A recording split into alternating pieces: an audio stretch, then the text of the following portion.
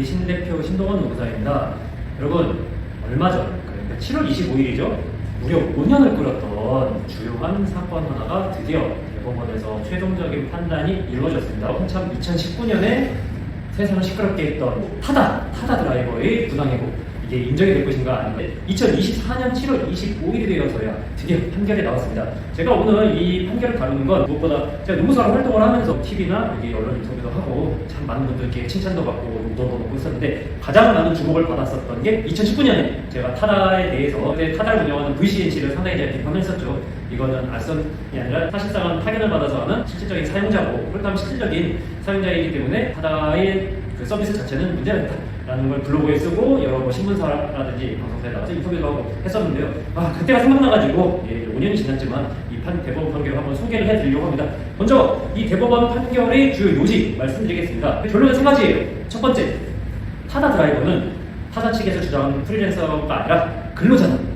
그러므로 이제 해고를 당할 수 있는 근로자다라는 거죠. 프리랜서라면 계약 해지 당하는 걸로 끝인데, 근로자는 해고를 당하는 사람이고, 그렇다면 그 해고가 부당해고인지 아닌지 판정을 받을 수 있는 겁니다. 두 번째, 타다 사이에는 두 개의 회사가 있었죠. 드라이버 공급사가 있었고, 그리고 어플 및 서비스 운영사가 있었는데, 실질적으로 드라이버들의 사용자는 타다를 운영하는 VCNC다. 그리고 세 번째, VCNC에 의해서 벌어졌던 일방적인 계약 해지는 타다 근로자들에 대해서 VCNC가 행했던 부당해고다입니다. 여기 보면은 온라인 플랫폼 그런 것들도 있고, 사실은 이번 판결이 나오고 나서 지금 배달 플랫폼이라든지 여러 가지 플랫폼 그 노무 제공자들이 이 판결을 가지고 다 근로자를 인정받을 수 있느냐, 그런 말들도 나오고 있는데요. 사실 판결문을 분석을 해봤을 때 좀 일반적인 그 근로자들과, 정확히 말하면 플랫폼 노동자들이죠. 노동자들과 이 타다 드라이버는 좀 몇 가지 차이가 있어서 완전히 동일하게 판정을 받기 어려울 것 같습니다. 이거는 2019년에 제가 처음 그 타다 드라이버의 근로자성을 파고들 때부터 제가 생각을 했었던 건데요. 일단 첫 번째로 다른 뭐 배달 플랫폼이라든지 여러 온라인 플랫폼과 다르게 타다 드라이버는 처음부터 파견 회사들이 정말 드라이버들을 공급하는 회사죠.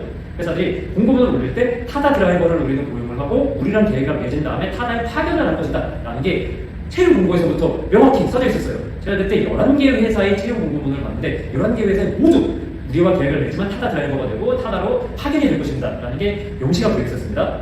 두 번째, 가장 많이 비교되는 그 배달 드라이버들은 오늘 배달해야지 해가지고 그 근무일을 잡는 거, 이거에 대해서 그 배달 드라이버가 자유롭게 선택이 거의 100% 가능한데, 타다 드라이버는 내가 오늘 운전해야지 라고 생각을 해도 배차 신청을 타다에서 허가를 해줘야지만이 오늘 운전에 들어갈 수가 있습니다. 이거 큰 차이가 있죠. 결국 이 사람을 오늘 운전을 시킬지 말지에 대해서는 최종적으로 VCNC 혹은 VCNC가 만들었던 알고리즘이 결정을 한다는 거예요.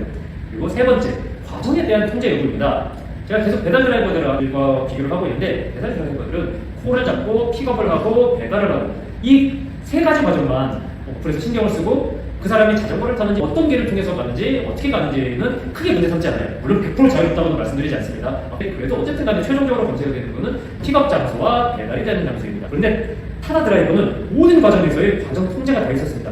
콜을 잡는 거에서부터 승객을 응대하는 방법, 운전하는 방법, 휴게 장소와 휴게 시간, 그리고 기름을 만들어서 주유소를 어디를 가서 넣어야 되는지 주유를 하는 방법, 이런 것들이 일단 기본적으로 문서에 다 정해져 있었어요. 타다 드라이버 가이드라인이라고 그게 정해져 있어서 모든 공급업체에 동일한 이 가이드라인이 문서로 뿌려졌고, 타다 어플리케이션, 드라이버를 감시하는 어플리케이션으로 100% 감시가 당했습니다. 즉, 이 세 가지 측면에 있어서 일반적인 배달 플랫폼 운전자와 타다 드라이버는 좀 차이가 있다라는 말씀을 드립니다. 그럼에도 불구하고 이번 판결이 아주 중요한 의미를 갖고 있는 게 있습니다.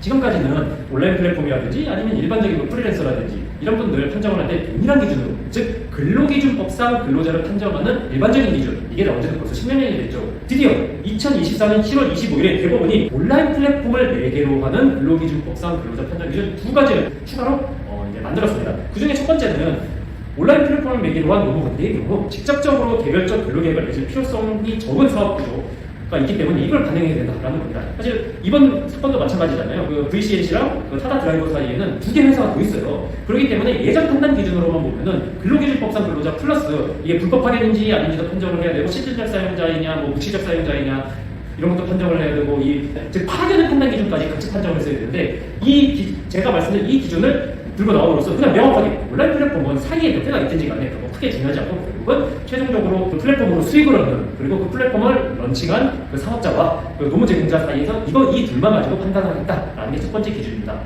두 번째 기준은 이제 알고리즘에 대한 지배라는 게 한동안 유행을 했었잖아요. 지금 외국에서도 이 알고리즘을 가지고서 통제를 하는 게 그 나라의 노동법상 근로자로 바꿀 것이냐 아닌 거냐에 대해서 논쟁들이 많았는데 드디어 2024년 7월 25일부터 대한민국 대법원도 알고리즘에 대한 통제도 근로기준법상 근로자의 판정 요소로 보겠다는 겁니다. 하나 어플이 모든 걸 다 정했죠. 정확히 말하면 항상 회사는 주장합니다.